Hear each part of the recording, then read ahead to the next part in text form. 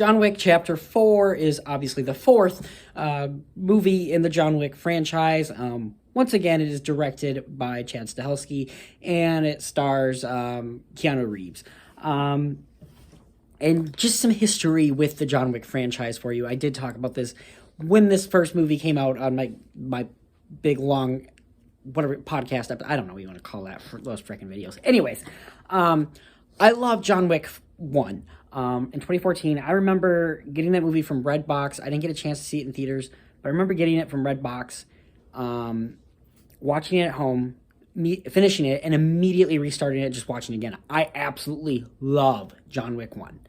2017, John Wick 2 came out, and I remember enjoying it, but I also remember having just a teeny tiny bit of issue with it because it felt like 1 in 5 people in New York were assassins by the end of the movie. And I was just like, okay, this is getting a little ridiculous. I'm still loving it. I'm still having fun. I liked kind of like the mythology that we really got with the Continental, as well as just like how John Wick got out, essentially, of being this assassin. And then the third one happened. Third one is still very enjoyable. There's some great action sequences in it. However, it got beyond ridiculous. The ending of John Wick 3, where John Wick is shot off a building that's like, let's just say it's 10 stories. I think it's higher. But let's just say it's 10 stories, that building in New York. He, like, falls, hits a bunch of stuff, slams into a car, and he's still alive. What?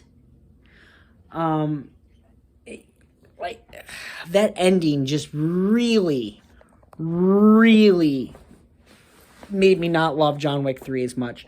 Again, there were some beautiful action sequences in it.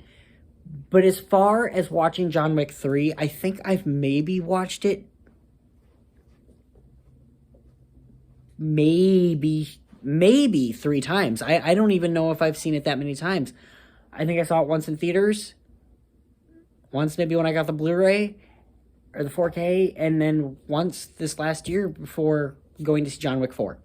So it hasn't had a lot of rewatchability for me. Whereas the first and second John Wick, I'll watch those movies all the time. I enjoy them. I love them a lot. The first John Wick, absolutely, I love a lot. Second one is still really good. Not quite as good as first. And then I remember with this fourth one coming out, I was a little burnt out because of the ending of the third, essentially. But I was still going to give it a chance. It's John Wick. And if anything, I knew there was going to be really great action sequences. So, that's something. They also announced that it was going to be 2 hours and 45 minutes, or whatever it actually, 2 hours, 49 minutes, I think. It's almost 3 hours. And I immediately went, nope. John Wick does not need to be 3 hours. The fact that the third one was 2 hours and 20 minutes is just getting to be a little ridiculous. Like, they just do not need to be this long. You have this fun action sequences, 2 hours. So I remember going to see this in IMAX. Now, I remember with IMAX, the first thing I noticed about this movie that was wonderful was the sound. John Wick is punching that pole, working on his punches, and you could just hear and feel the sound. And I was like, dang, I should have brought earplugs, because it was hurting my eardrums listening to this boom, boom. That was my immediate first thought. And then it goes from there. What I will say, this movie has beautiful, beautiful action sequences. Spectacular action sequences. The roundabout, the stairs, the one-shotter from up above, the fights towards the beginning, and so many great action sequences throughout this movie. Waterfalls. Just so many great action sequences. But there's also just a lot of stuff going on that I just don't feel is necessary in this movie. So let's start with more positives here, because, again, the movie is beautifully directed. The action is beautiful. The cinematography is great. The sound editing, phenomenal. phenomenal, to the point I was like, I should be wearing earplugs. Score, I absolutely love the John Wick, boom, boom, boom, boom, boom, however it goes. I absolutely love that score. It's something I actually do listen to in the car occasionally. Obviously, the stunt choreography and everything is phenomenal. The all the actiony stuff is just great. The editing is wonderful. Everything about that kind of stuff, great. Where the movie loses me is just a whole bunch of characters that are introduced that just don't need to be there. For example, the tracker. I feel like the only reason that the tracker is in this movie is so that they can have a dog. Because there's really no reason for John Wick to have his dog with how this movie starts and everything. It shows up towards the end, but that's the only reason I feel like why the tracker's in this movie, is to have another character that has a dog. It's kind of the same thing with Miss Berry's character in John Wick 3, except it had a little bit more. It made more sense with that. But this just feels like, we need a character that has a dog. Tracker. Another guy who's trying to kill John Wick. Join the club. Like, I don't feel his character is necessary at all. It just didn't need to be. They focused too much on him, in my opinion. I love Bill Skarsgård's character, the villain. I forget what they call him, but he's great. He's such a good, creepy dude. Donnie Yen, he's great. He is a great actor. He does great stunts and everything. I don't believe for a second this guy is blind. Every time I watch it, I'm like, you're not blind. I don't believe it. And I get it. It's an action movie. It's crazy. It's over the top. But the first movie was so simple. It was just a guy getting revenge because you killed his puppy. And now it's this craziness where a blind guy is doing all these things, and I just don't buy it for a millisecond. Donnie Yen is great. I think they could have introduced his character, but why does he have to be blind? It just bugs me throughout the entire movie. I'm just like, this guy's not blind. I don't know why, but it does. There's also, I don't even know what the character's name is. During this waterfall scene, I call him the penguin poker guy. Penguin poker guy. So obnoxious and annoying. I hate his accent. I hate everything he's saying. The fight is cool, don't get me wrong. But again, they're in a club and no one seems to be stopping, really. They just keep dancing as this big fight where people are shooting guns is going on. And it's just like, oh, yeah. And and again, with that scene, John Wick falls like really far down and he just gets up. He's fine. It's like, no. He's not even going like, oh, the wind's knocked out of me. No, he's just like, oh, okay, let's go. And it's like, what? And then that's crazy is Penguin Poker Guy basically does a similar-ish fall. And yeah, he lands on his neck. And he's dead. But still, he does a similar-ish fall. He falls on the stairs, neck, but still.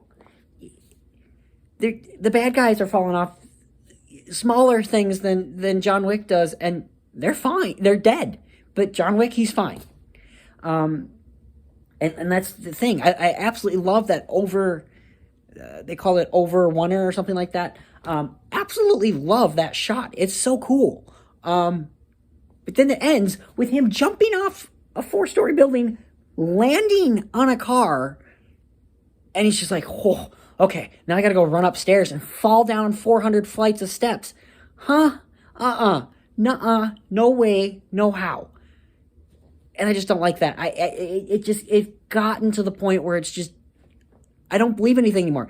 And we'll talk about the bonus features in here in a second.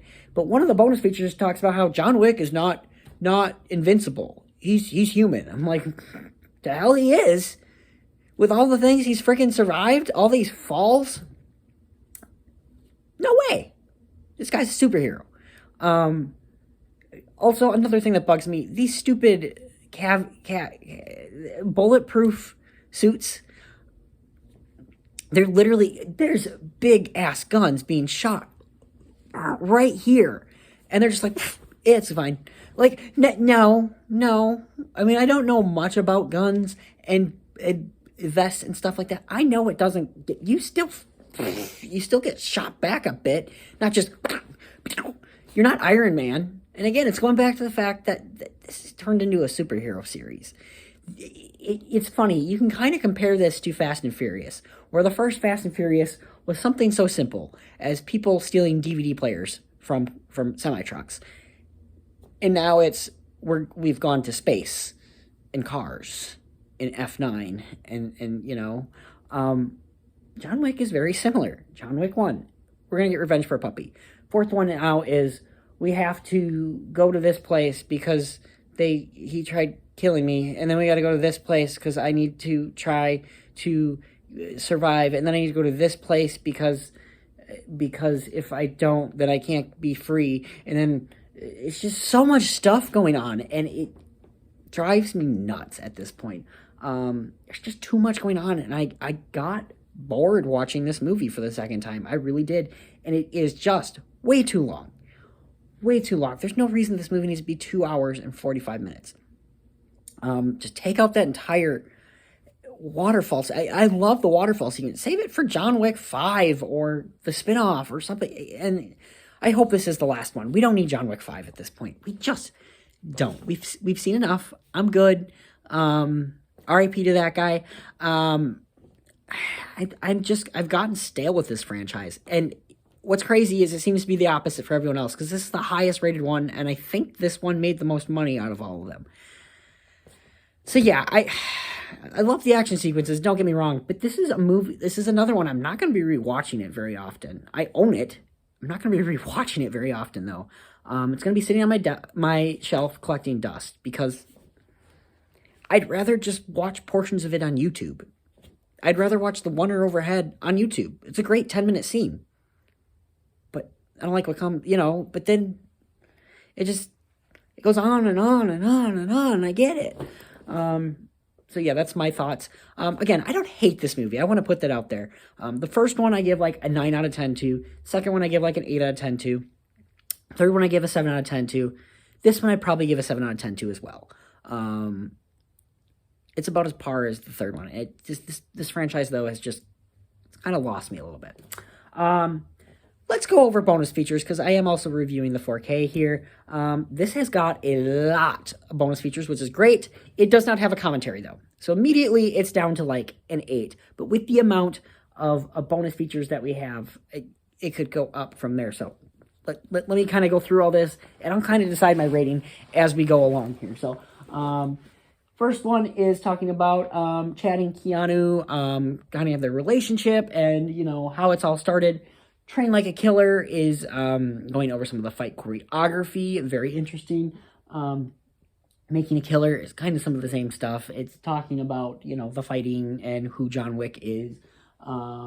Psychology of Killer. Again, kind of the same stuff, but all three really good bonus features. The Blind Leading the Fight is talking about Donnie Yen joining the cast, about his character, Kane. Interesting bonus feature, even if I don't like that the character's blind. Suit Up, Shoot Up, talking about all the shooting and also the costume design of the characters and such like that.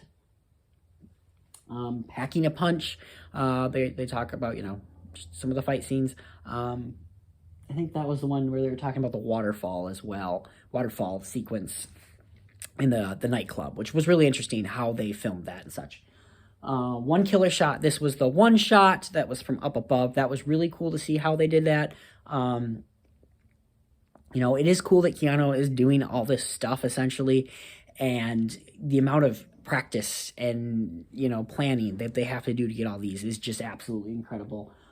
Killing at the Speed of Traffic is the roundabout in Paris.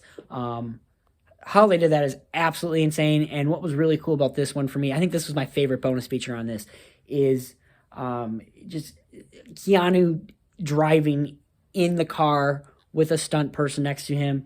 And the stunt person's like, great, you're doing great at this. Do you think you can do that? And Keanu's like, let's try it. Like, he's just so game for it. He so wants to try it. And I absolutely love that. Like, even if he doesn't know if he can do it, he's going to try to do it. And he's just insane, and it's insane that he is actually driving that car in that scene and all that stuff. Like, it's crazy. It really is, and that sequence is pretty freaking awesome. I'm not going to deny that. Shot in the dark. This is kind of talking about how all the scenes kind of are filmed at night, and it talks a little bit about the stair scene. I wish we'd have gotten a little bit more with this one, because they start really going into the stairs, and then they kind of just stop. They don't really talk about how they filmed it necessarily. They just talk about how, oh, it's a fun sequence because there's 400 stairs that you can fall down. And that was essentially about it. So I was a little disappointed in that one. In Honor of the Dead, I already forgot what this was. I just finished watching it. I should know. This was just talking, I'm trying to think. This was talking about, hold on, we're going to watch it again because I honestly don't even remember. I literally just watched it. There's so many bonus features that I don't even remember. We're just going to kind of fast forward through everything. This was just kind of going through everything, honestly. It's probably the reason why I forgot it. They talk a little bit about the desert sequence. There's a lot of talk about how Chad Stahelski loves movies, and how, you know, with each sequence he was kind of telling the actors about, you know, this movie is going to be this movie and this movie. So that was really cool. Yeah, it's kind of going through all the different sequences. Basically, this is a recap of all the other bonus features, is what this one is, and that's why I kind of forgot it. But it is interesting that Chad Stahelski loves movies so much, and that he kind of tells actors, like, this is what that is. We also get the theatrical trailers, as well as the Continental first look. I have not seen the Continental yet. I've started watching it, got about 10 minutes, and then when I'm bored, turning this off.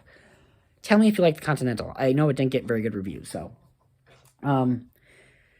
And I had seen one of these trailers. I think I had seen the theatrical trailer number 2. I do not remember watching the first one. So, yeah, I've been really weird with trailers lately. Some trailers I will watch. Others I just... Like, I did not see any of the Super Bowl trailers except for Twisters. For some reason, I was like, yeah, it's okay to watch Twisters. I have not seen Deadpool Wolverine. I have not seen Wicked. So, yeah, I don't know what it is with me lately in trailers, but I'm in a weird place in my life when it comes to trailers. But yeah, that is the 4K Blu-ray special features. Really, really solid special features. I really enjoyed quite a few of these. I'm going to keep it at an 8. It would have been better if there would have been a commentary. Like I said, that one bonus feature with the shot in the dark, they kind of start talking about the stair sequence, and then they just kind of stop. They don't really show much of how they filmed it, what they did as far as, you know, making their stuntmen safe and all that. So yeah, I wish there would have been a little bit more. Yeah, other things, I'm trying to think of other things that I maybe had missed. They do talk a little bit about the dogs that are the trackers' dogs. They talk about, they talk a little bit with Chad Stahelski, and what his vision essentially is. They talk about casting and such like that. So there is a lot of interesting stuff in these special features, and it is a solid 4K Blu-ray. But I kind of want to watch the special features over the actual movie. I know. I don't know why I don't love this movie that much, but I just don't. Great. Bill Skarsgård's great. Kane, I like the idea of him, but it doesn't work out for me. So yeah, that guy's good too. That's a good scene, I guess. So yeah, guys, that is the end of this. Holy cow, it's almost 20 minutes. 20-minute review of John Wick 4. It's a long movie. There's a lot to talk about, I guess. Am I crazy for not loving this movie? Please tell me if you don't love this movie the same way that I kind of am at with this one. It's good. Don't get me wrong. It's not a bad movie. I enjoy it, but kind of boring sometimes. And I don't know, it just goes on and on and on and on and on and on and on and on, and I just kind of want it to stop. I'm always looking at my hair in this, and like, that hair's too long. I gotta trim that. Yeah, whatever. Anyways, guys, I hope you guys have yourself a great day, a great night, whatever it is where you're at. Don't do anything I wouldn't do, and we will see you next time.